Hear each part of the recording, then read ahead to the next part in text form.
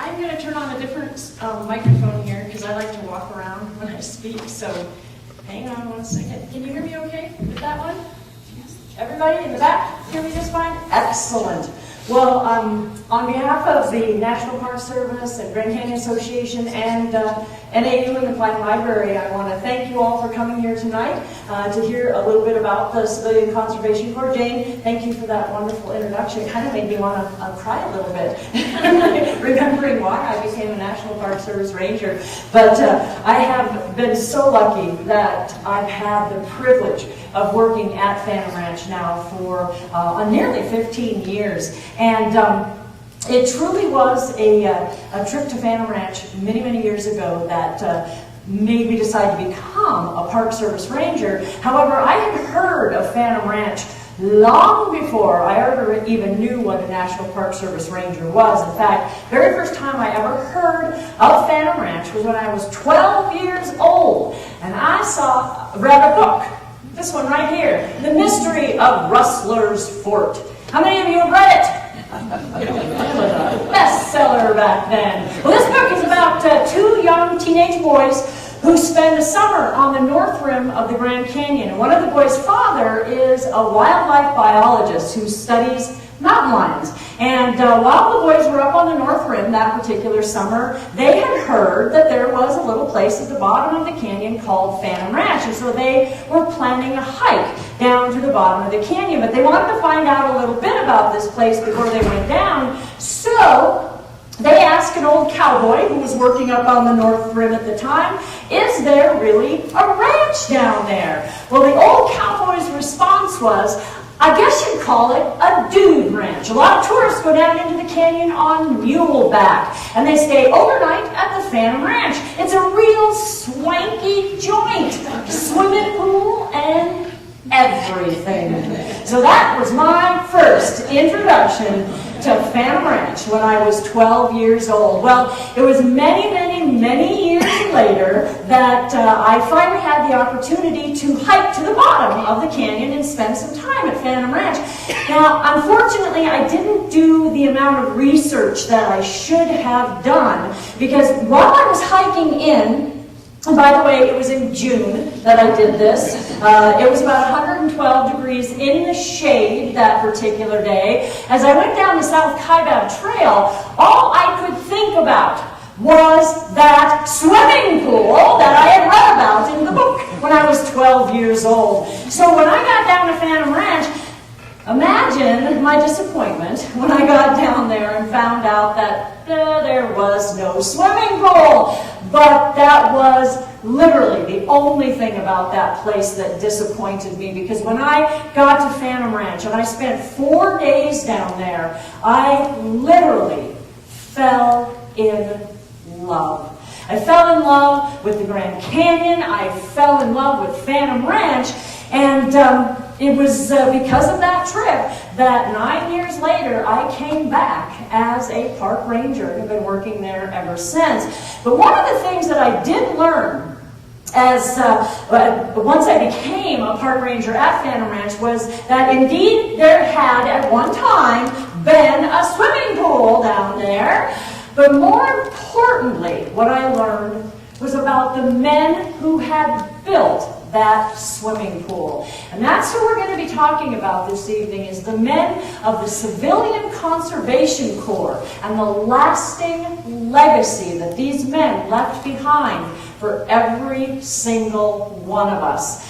And you know, this topic, the Civilian Conservation Corps, it's kind of a timely topic given the economic status of the country today. So we're going to start this program by having all of you think about something. And what I want you to think about is your job. Now let's say every single one of you here in the room tonight has a job. It doesn't matter what you do. And you go to work every day, 5 days a week. You work really, really hard, and because of that hard work that you do, every couple of weeks you get a nice paycheck.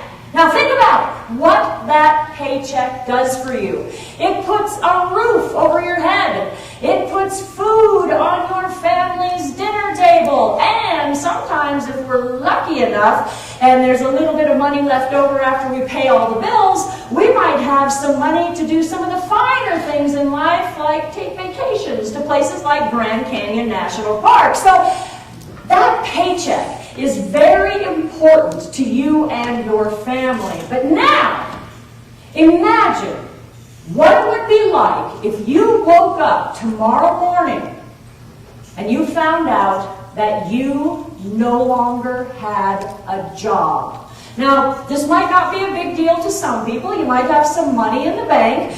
But because you have no income, eventually that money that's in the bank is going to run out. And without a paycheck, no money coming in, you will eventually lose your home.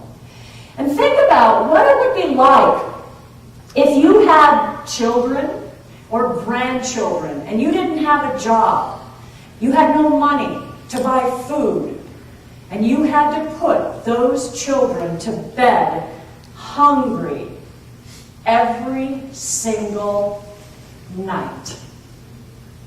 Well, that is exactly what life could have been like for many of us starting in 1929, when a stock market crash plunged this nation into the greatest economic depression that we have ever known.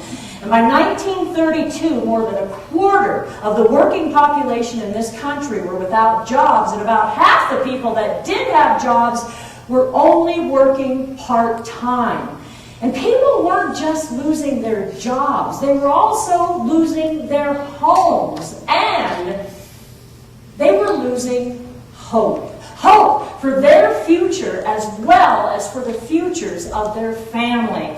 And I'd like to share something with you that was written by a gentleman by the name of Roy Lemons. And Mr. Lemons was a young man during the Great Depression, and he wrote this about a particular day that he recalls that happened to him during this time when he was a young man, and he called this Recollections of the Great Depression. So again, this is written by Roy Lemons, and he wrote, "My father worked the oil fields, but during the Great Depression, there were no jobs.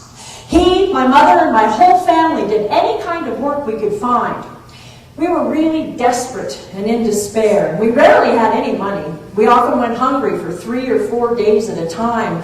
Once, we didn't have anything to eat for 8 days. Many nights, I would listen as my younger siblings cried themselves to sleep because of the hunger in their bellies. Then, on the morning after the election in November 1932, we were all working in a cotton field in north central Texas when the owner of the farm came driving through the fields in a Model T car. The car was bouncing and throwing up dust. The driver was standing up in the car calling out over and over, 'Roosevelt's been elected! Roosevelt's been elected!' We just stood there, watching him go by. I was only 13 years old, but I'll never forget that moment. There were tears in our eyes because it meant at last there was hope. And a little bit of hope did begin to return to this country in 1932 when Franklin Delano Roosevelt was elected president. Now, Roosevelt had a lot of ideas on how to get this country back on its feet economically. And one of his ideas was to form a peacetime army, a civilian conservation corps. And his idea was to send young men into battle against the destruction of our natural resources in this country. Now, for many, many years, there had been a lot of work that had needed to be done on our public lands, both state and federal, including many of our national parks. Work like putting in roads, building bridges, planting trees, and there was an entire generation of young men that were out there that were ready, willing, and more than able to go to work on our public lands. So the Civilian Conservation Corps was the brainchild of Franklin Delano Roosevelt. And this was an absolutely amazing time in the history of this country because Roosevelt was inaugurated as president on March 4th, 1933. On March 31st, fewer than 4 weeks later.